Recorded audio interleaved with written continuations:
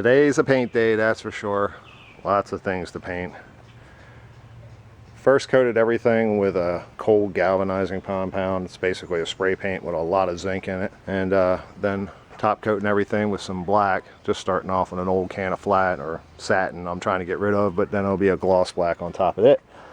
And of course I'm over here and I've mixed up some Rust-Oleum Battleship Gray with a little bit of Valspar hardener, and went ahead and re-blacked a few pieces here and there because, you know, what the heck, I'm just going to paint it anyway. And now I'm going to give the inside the motor box area a couple coats of this mixed up paint, and it will dry and harden overnight to where it is hard as the glass down here, and it'll be easy to work on. So I figure today's pretty much a big painting and maybe some assembly day.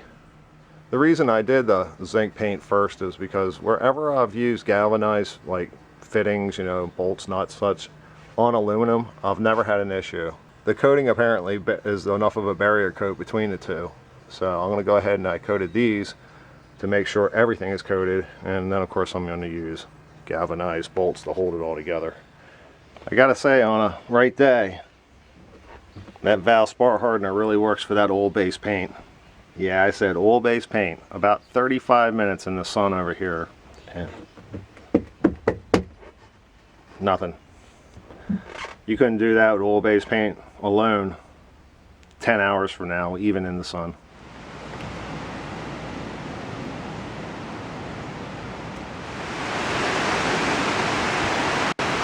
Yeah, we're done.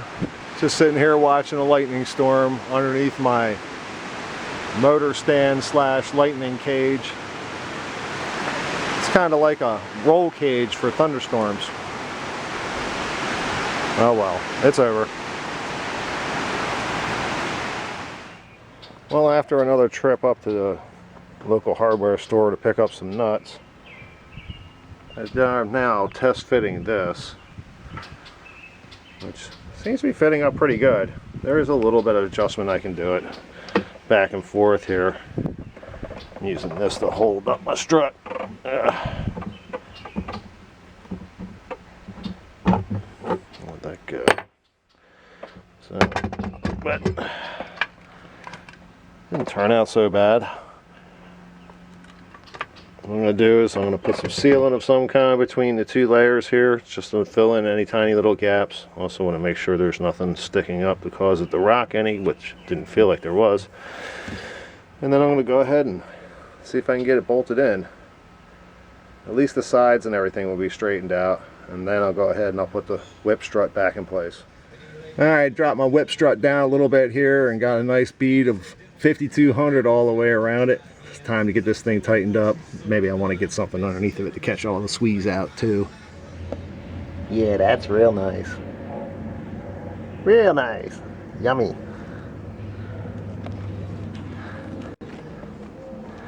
Okay, we used a 5200 here and we put a bead around the bottom of the whole strut. Then we also put a bead on the first block between this plate and it. Then going ahead and got everything bolted down. We got our strut in first, made sure it was nice and solid in place. Then we got our nuts and bolts over here adjusted to where their final positions were, and started randomly around tightening them down. And our plate is installed. A little dusty. Man, it's hot out here. It's like the 5th consecutive day of 95 plus. And thunder boomers were just booming here a second ago, so who knows how long this is going to go on. At least I'm making progress. And right on cue.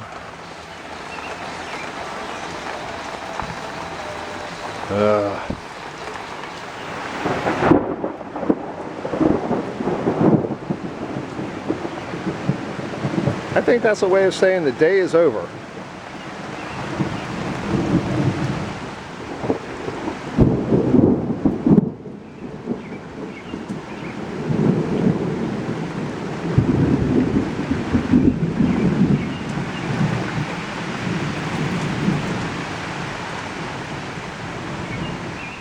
Well, another day. Lots of clouds, but at least it's dry right now. And right now I'm actually fine-tuning the actual steering plate, I guess is the easiest way to describe it. Required a little fine tuning with the drill. Of course, I cut off all the ends of these here because you never can find the exact same size. And then I went ahead and I just used a little zinc paint. I went over top of these just to make sure the ends are not going to rust. And it's getting about time. I'm waiting for it to dry up a little more before I go forward with it, because I just touched some black paint that I touched up on. I think we got something to work with here. We'll see when I start pounding it into the boat. Alright, plate number 2 is installed. It was a little tough to squeeze it in. We just had to loosen up some bolts and give it a couple love taps. And it went in the way it should, so I figure it's pretty much the way it should be. Still need to install the bearing. I haven't got my wheels, my sheaves. I don't know what they're even called anymore. There's like so many different names. And believe it or not, these are off of a Cessna airplane. Yeah, another boat with airplane parts. I guess they used what they had to use back then. But they'll be here in a few days, and we'll see how that works out. But till then, I really can't do a whole lot more. I am painting up the motor mounts, and I'll get those installed, and I'll probably finish off some cooling work here. But as for setting the motor, I really would want to get the cables back in place, because they're more of a pain, and if something touches the wrong way or doesn't line up properly and you're taking things apart and the motor's in the way, I ain't doing all that. So still got time, still got plenty of time.